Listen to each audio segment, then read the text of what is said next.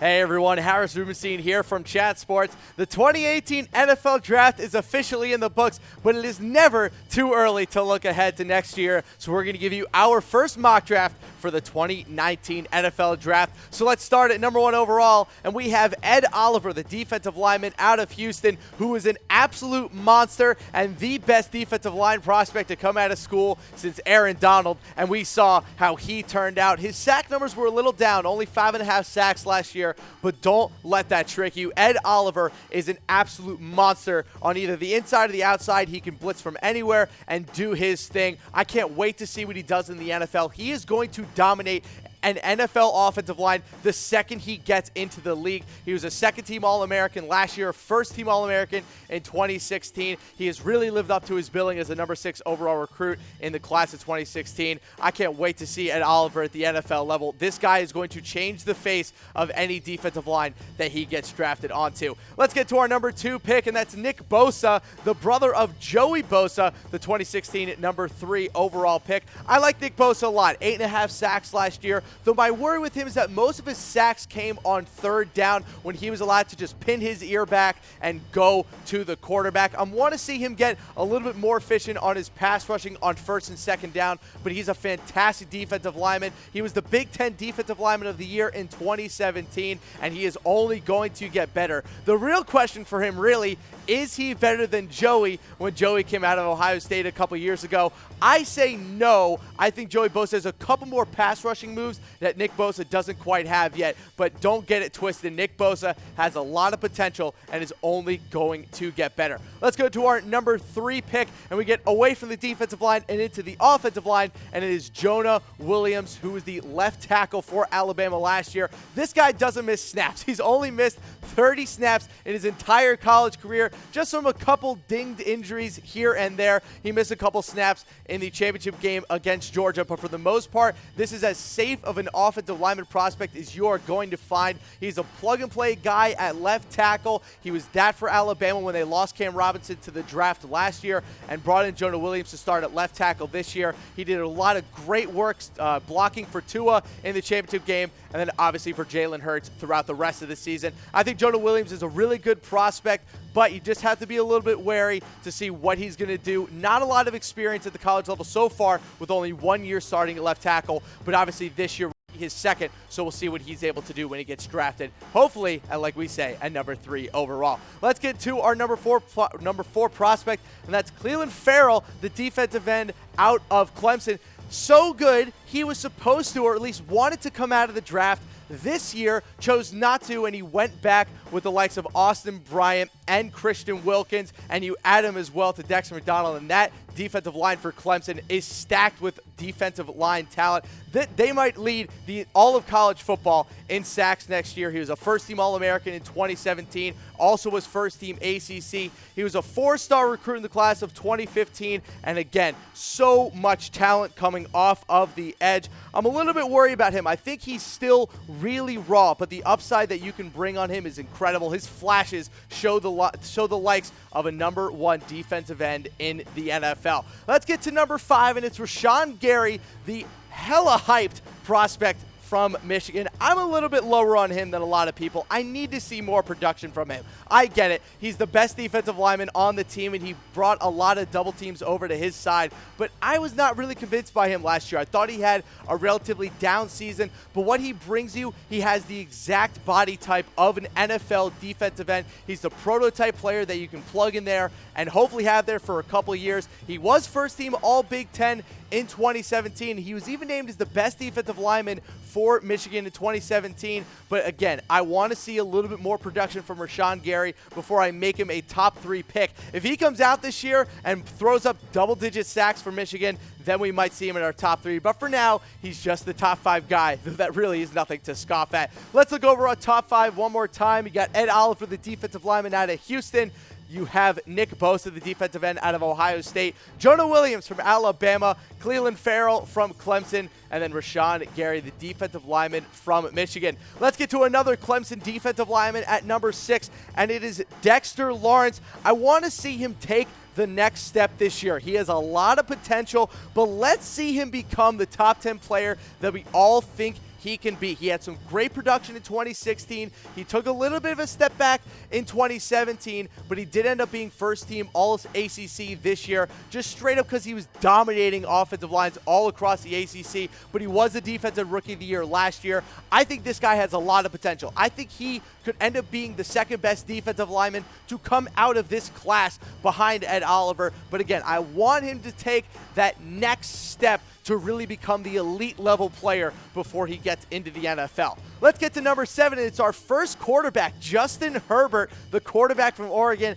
I am a huge fan of this guy. If you watched any of College Football Daily this year after we talked about some of its highlights, I think he is the number 1 quarterback in this class when he's healthy. He missed 5 games last year with a shoulder injury. I think he's going to take a big step forward this year if he has a fully healthy season. He was the Oregon offensive MVP last year. And remember, he was the first true freshman to start a quarterback for Oregon since the 1980s. So he had some big shoes to step into. I think that Herbert is going to be a really, really nice player this year. He should end up being one of the best, if not the best players in the entire Pac-12 going into this season. My one thing for him, are we sure that there's a quarterback in general this year that is a top 10 talent? Justin Herbert might end up in the top 10 simply because he's a quarterback and quarterbacks always get overvalued, but whether or not he has that kind of Sam Darnold or Baker Mayfield kind of talent remains to be seen. Let's get to another guy on the offensive side, but it's a wide receiver,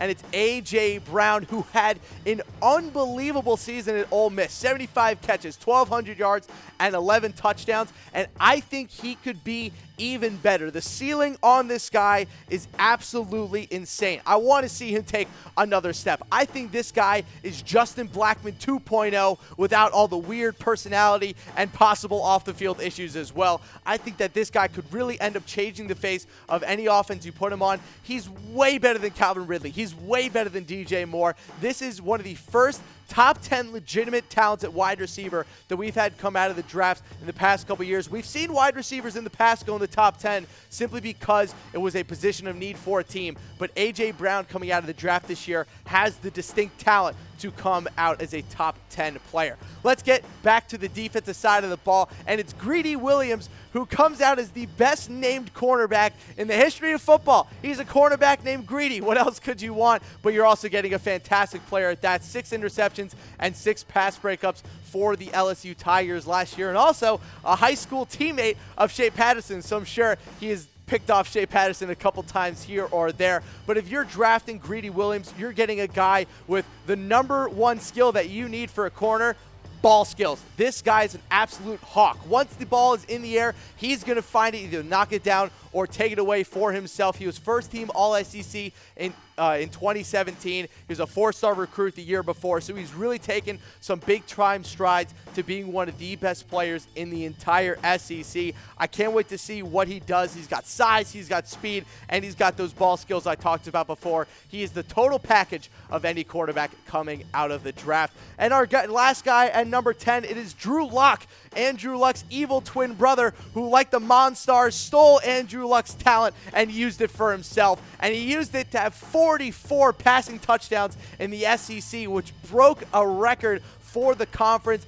A lot of big plays, but I find him to be generally inconsistent. I think he needs to show a little bit more accuracy going to this year, but I also think he might be a little bit of fool's gold. Is he the real deal, or was he just the substance of a really good Missouri offense? We'll see what he's able to do this year. This is going to be his real big test. I'm not convinced by him yet, but if he does live up to that potential, he should be one of the first 2 quarterbacks taken in the 2019 NFL Draft. So let's go back over my top 10. We got Edy Oliver out of Houston, Nick Bosa out of Ohio State, Jonah Williams out of Alabama, Clelin Ferrell, the defensive end from Clemson, and then Rashan Gary, the defensive lineman out of Michigan, to wrap up our top 5. And then you have Dexter Lawrence out of Clemson, Justin Herbert, the quarterback from Oregon, A.J. Brown out of Ole Miss, Edy Williams, the quarterback from LSU. I love that name. And then Drew Locke, the quarterback out of Missouri. Let's go through a couple guys who just missed our top 10, but are expected to be first-round picks in 2019.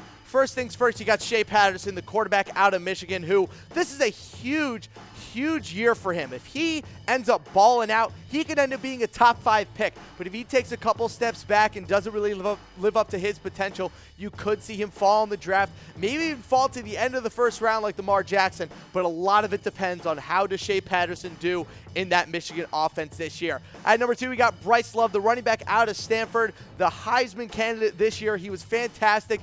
Big play threat, but what is he going to be able to do in his second year after his fantastic Heisman candidate season? I'm not convinced about Bryce Love. I think he dealt with way too many injuries last year. I don't think he's durable enough to be an NFL starting running back. I'm not sold on him, but this is a big year for him as well. Next, we have David Edwards, the offensive tackle out of Wisconsin. I don't see a ton of top 10 potential with him, but this is a very safe pick if you want an offensive tackle who can run block and pass block. I don't think he's going to blow anyone away, but he's a very good blocker on the outside. And hey, those Wisconsin offensive linemen, you know what they do in the NFL. They've been churning out some great products over the past couple years. So David Edwards is just another guy in that great Wisconsin line of offensive linemen. You have Greg Little, the offensive tackle from Ole Miss. A lot of people thought he might leave the school, but he is in fact staying. I'm a little bit worried about him. Why? He is absolutely massive. This dude is 6'6", 330 pounds, but I want to see that speed off the line. I'm a little bit worried he's too similar to a Cam Robinson who came out of Alabama last year. I don't think he's Greg Robinson who came out of Auburn, who was a huge bust. I think he's way better than that guy, but I want to see him take another step before I put him in the top 10. And then our last guy, Jarrett Stidham, the quarterback from Auburn. Overall, this isn't a great quarterback class coming out next year. There isn't one guy who you're pointing at and saying, yes, that is my quarterback who I want, who's going to change my entire franchise. Jarrett Stidham is a nice quarterback. He's a safe pick as well. I don't think he's going to blow the doors off anyone, come in and throw 30 to 40 touchdowns in the NFL. But Jarrett Stidham could be a safe pick at quarterback if you want someone in the first round who isn't going to blow you away. I like him a lot. He was my pick as a dark horse Heisman candidate last year, so another year at him for Auburn could mean a lot of things for his NFL future. But that's going to do it for me today. You can follow me on Twitter at SportsDean, and remember to subscribe to the Chat Sports YouTube page. We'll have plenty of 2019 NFL Draft product coming out for you guys soon. But that's going to do it for me. We'll see ya.